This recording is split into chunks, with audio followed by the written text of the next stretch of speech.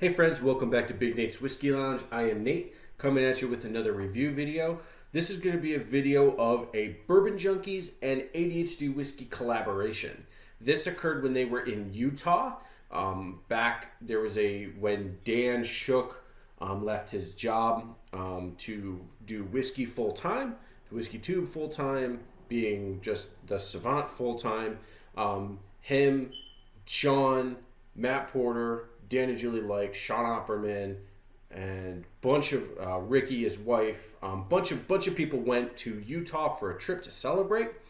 While they were there, they picked a bottle of light whiskey. This is from Clearwater Distillery, so this is a single barrel. This is a 9-year-old light whiskey coming in at cask strength of 137.4 proof. 68.7 ABV. Now it's technically not hazmat yet. We consider it hazmat proof at 140 or higher, so it's just under that. But this will be the highest proof bottle in my collection at this time. The Stag I have is 131, and the Jack Daniel's single barrel is 130. So I don't believe I have any higher. This is the highest whiskey in my collection. Light whiskey is a little bit different than bourbon. So I was trying to do some research on what the mash bill requirements are, and I couldn't find that. But basically, one of the restrictions on bourbon is the fact that the highest it can be, coming off the still, the highest proof point it can be is 160.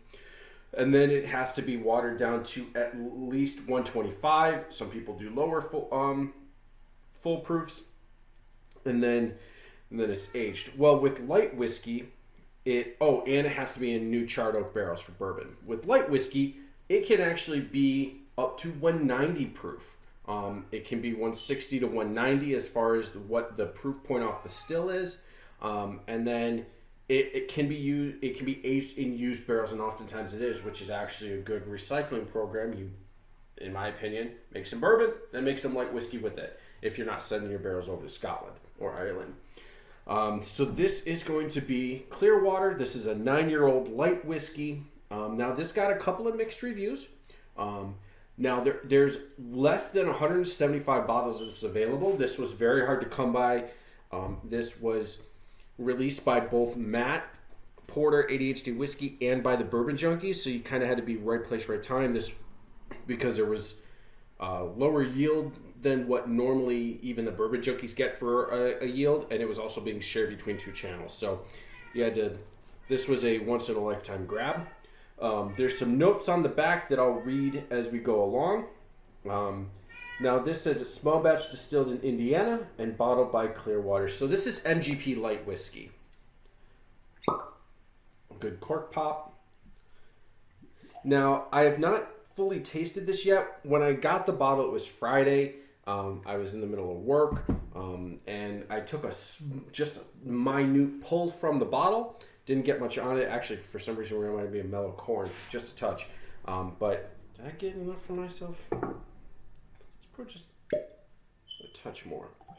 So I received this because I'm part of both Bourbon Junkies and Matt Porter Patreon, but I was able to snag this through Matt Porter's. The proof is on the nose. So oftentimes, I've said a lot of times in some of my reviews that I'm not getting the proof on the nose, or sometimes I get it a lot. I'm getting the proof on the nose. Now there are notes on the back, so I'm going to read them. So the nose says toasted caramel and subtle campfire oak. Getting a little bit of oakiness, just a little bit. Used barrels, I don't think exude a ton. That's why Scotch is there's not a ton of oakiness in Scotch.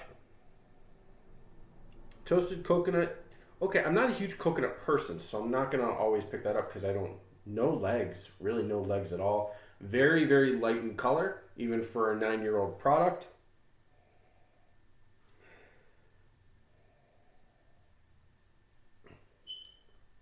It's basically, it hints at being a bourbon, so there's like a hint of corniness. But it's honestly a lot of, it kind of reminds me of just a straight up nail polish. It's just very heavy on the ethanol with a little bit of corn mixed in. I don't dislike it, I'm just saying. Actually, as a kid, I was one of those kids that I would always sniff my sister's nail polish remover bottle. because I like that smell.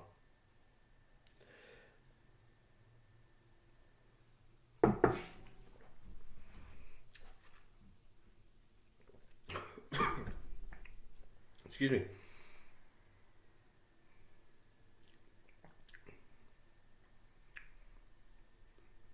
It's hot.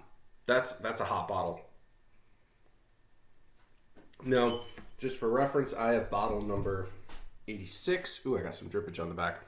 Got bottle number 86. It's written right there. It says less than 175.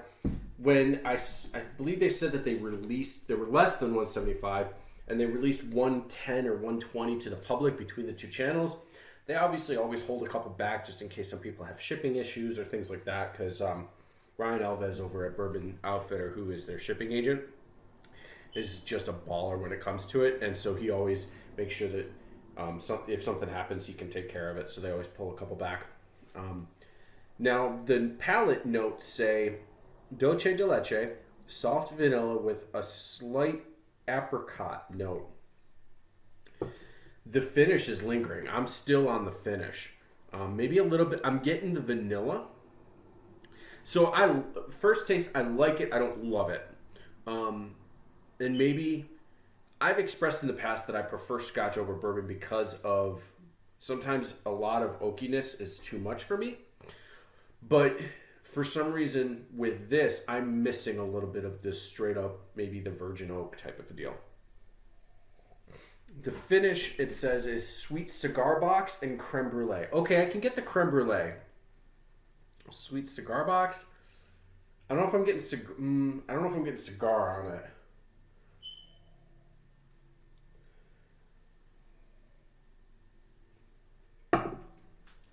There's a note up front.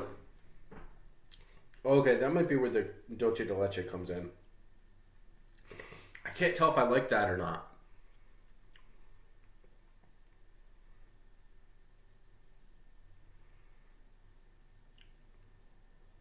I'm very happy to have this bottle in my collection. It was a little bit of an expensive bottle, but it's kind of it's a once in a lifetime thing. So cheers to Dan Shook, Sean Porter as well, but cheers to Dan Shook on your pursuing whiskey full time. I applaud you, I appreciate you, and I respect you. I know you've gotten some hate from people that have said that they don't like the fact that that's what you do, but quite frankly, that's more of a diss on the community because we've put you in the position to do that. You put out a product, you put yourself out there, you put out your transparency. Having had personal conversations with you, I know how much transparency means to you. And so you put yourself out there every time, whether you're just goofing around on Stroke Wagon, you're playing video games on Twitch, whether you're doing poor guesses or a Tuesday night stream or something like that.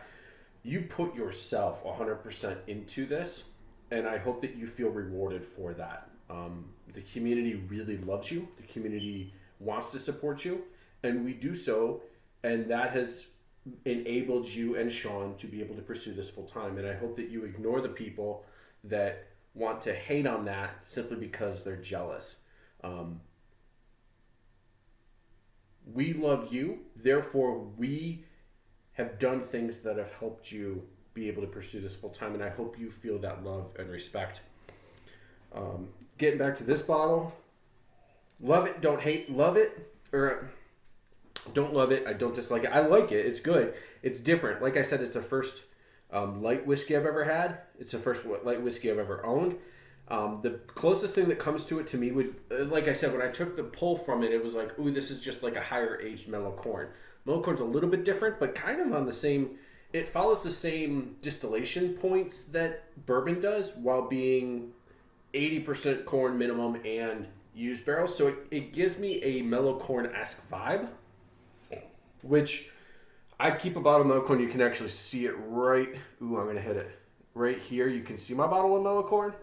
And I keep that on hand because I want to. It's like $18 in my area. It's really cheap. But it's also a good, if I'm going to shoot a batch of videos, oftentimes I do a shot of mellow corn beforehand because it's 100 proof. There's not a ton of flavor to it. So it gets me acclimated to whiskey. So that's what I like. But this is kind of like a step up. I'm getting burnt sugar on this now.